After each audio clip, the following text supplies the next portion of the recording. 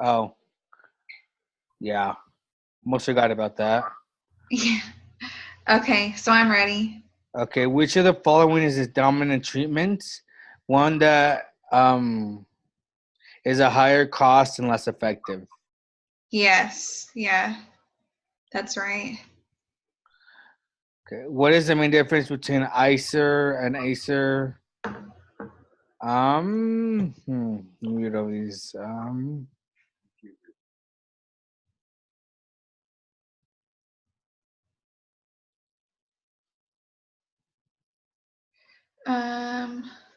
This is ICERs used to compare two treatments, but an ACER only makes sense in context of a single treatment compared against the lack of treatment.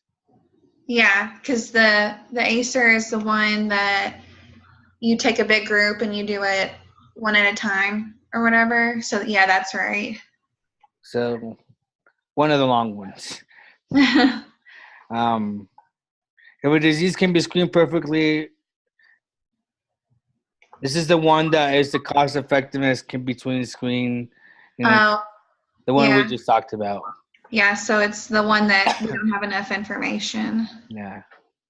An ICER value indicates uh, um, That one, exactly how expensive have improvements in monetary terms. yes. The cost effectiveness frontier shows, Is it the, I think it's a subset of treatments. Um, let me try to look.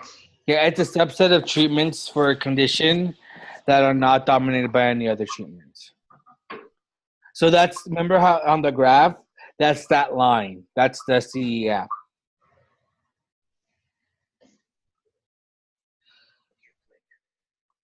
Oh, yeah, so it is. It's a subset of Yeah. treatments. So that's that line, like when you connect like the one other treatments that are not dominated, that's what that line is. Okay. Do you agree? Yeah. Okay, insurance coverage. So this isn't what we both got wrong when we talked about it, but it's the one that I was like rotates the CF leftwards. I'm good with that one because, yeah. Okay.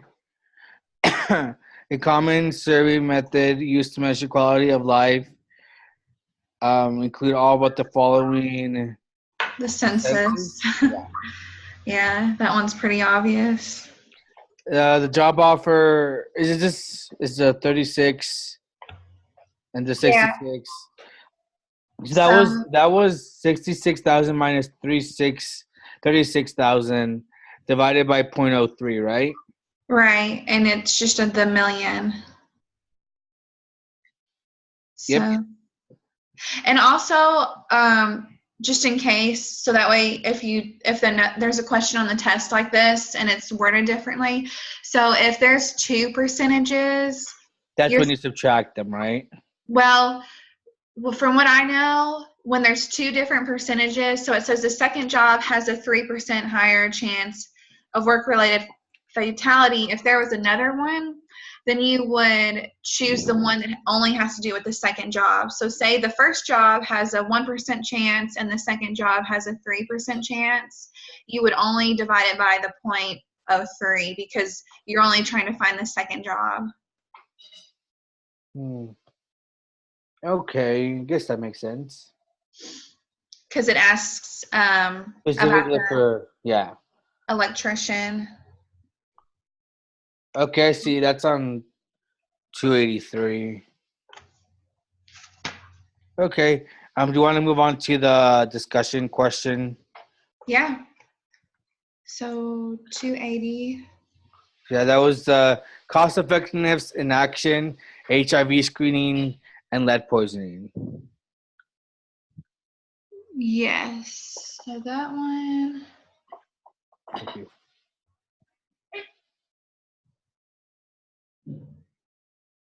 Oh, yeah, I remember this one. I might have to kind of read over it again though, a little bit, because No, I'm with you. It's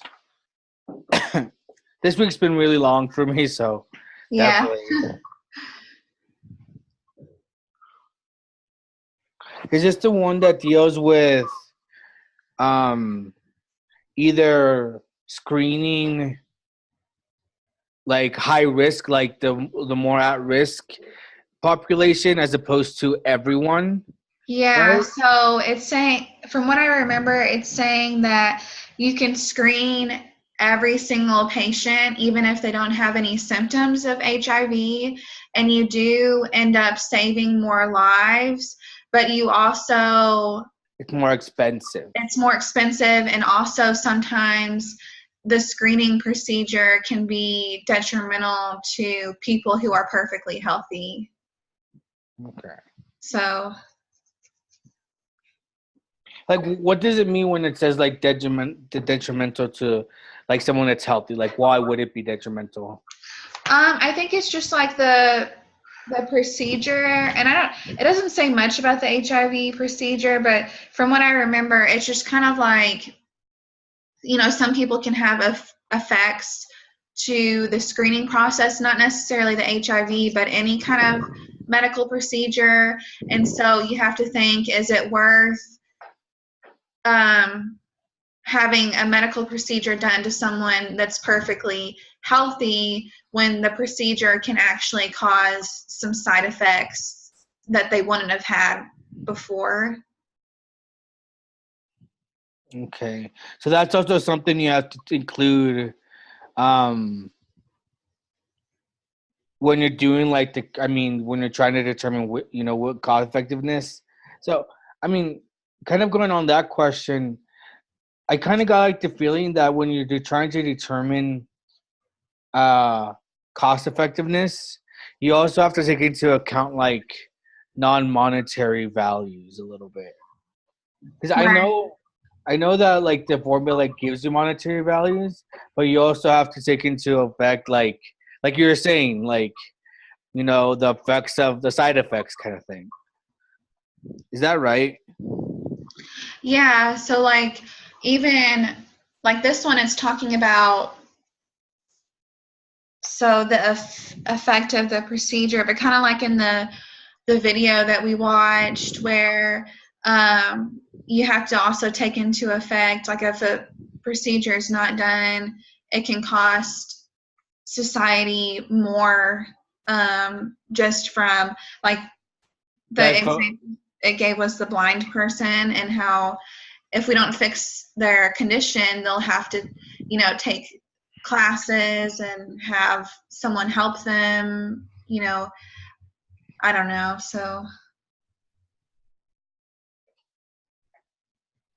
okay. So essentially, so I'm kind of, there's so many different terms in this chapter. I Yeah. kind of forget even what the ICER is. So it's, So that's that ratio that determines like those it's the incremental cost effectiveness ratio, and it measures those incremental costs in pursuing one treatment over another, and which incremental benefit of those treatments. Does that make sense? yeah, so I guess this one has to do more with the cost, not necessarily the the quality of life, because I think I get that confused with the quality or whatever.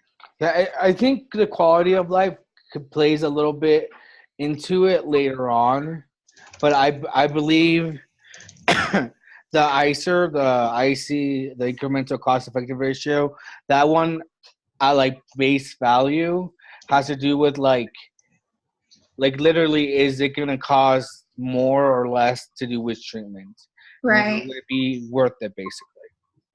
Okay. Does that make sense? Yeah. Because when you get into the quality of life parts, that stuff deals with also like it has like the days example, how how much it would cost to provide that one quality. Is it a year or is it a day? I think it's a year, right? It says provide pricing for generating extra days of life for patients.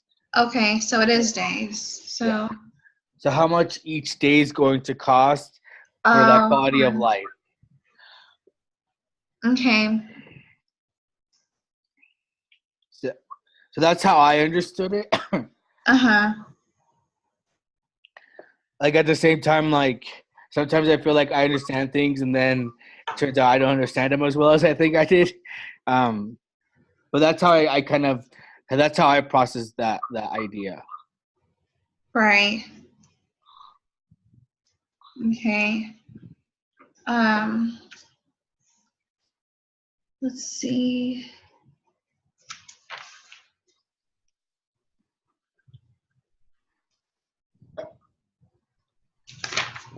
I mean, that was 2 questions, right? Like, or do we have to ask 2 each? I can't remember. No, I think it just had to be 2. So yours was on monetary value. And including like the other, the non-monetary items in like that's cost effectiveness. And yours was like the ICER quality one. Yeah. Okay, so I'm just kind of writing it down. Yeah, me too.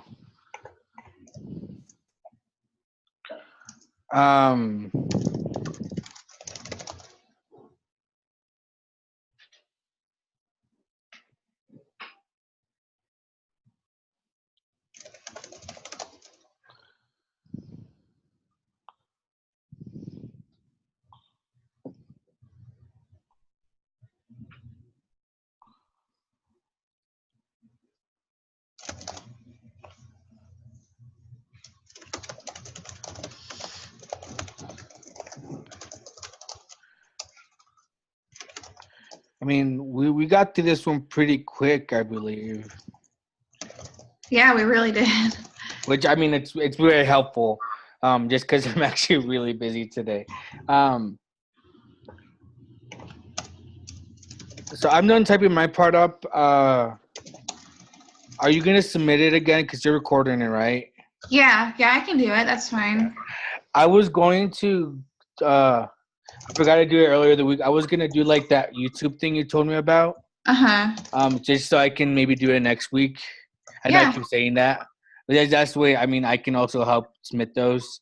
Because I realize I don't have like a school only one.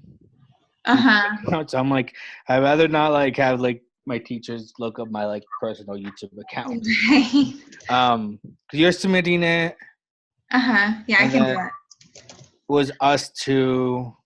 So have you heard anything about what's Mason? No, I haven't heard from him. I didn't email our professor about him. I was just gonna kind of wait. I might just do it right now. I actually have to find her email again. Just because, I mean, we haven't heard from him in, what, like 2 weeks now? Right. You think he'd at least reply and say, hey, I'm not in the group anymore, but I don't know. Yeah, like, I mean, like, the past couple of weeks, we've met right during this time because we remembered he wanted us to. This worked the best for him. Right. I want to do a different day? Quiz, by the way.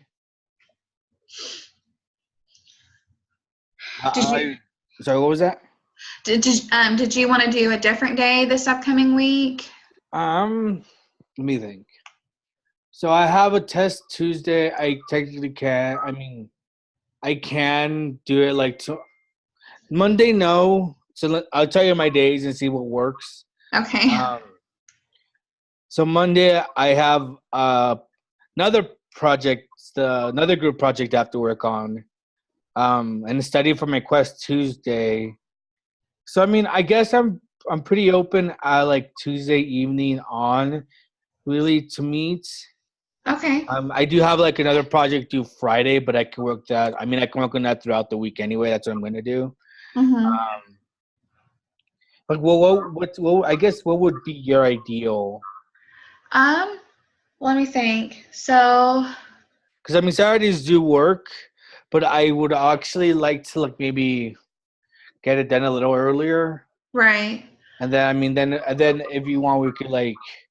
I mean, I could ask questions and about the homework if I would need help, but I mean, I don't know what you want to do.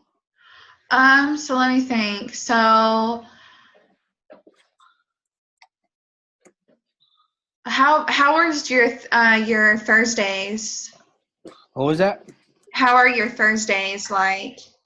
Um, I actually have like no classes Thursdays, and I'm pretty open throughout the day. I mean, sometimes I'll have things, but that's on a week-to-week basis, so it Mhm. varies. So I mean, they're pretty open for the most part. Okay, because I work until 2 o'clock on Thursdays, and then I don't have class. So maybe we could do it at like um, two. Well, for this upcoming week, I could do it at like 2:30 or 3 o'clock on Thursday, if that works. Let me look at my calendar really quick. Okay. Well, there's nothing on my calendar, but let me think if I have anything on Thursday. Um,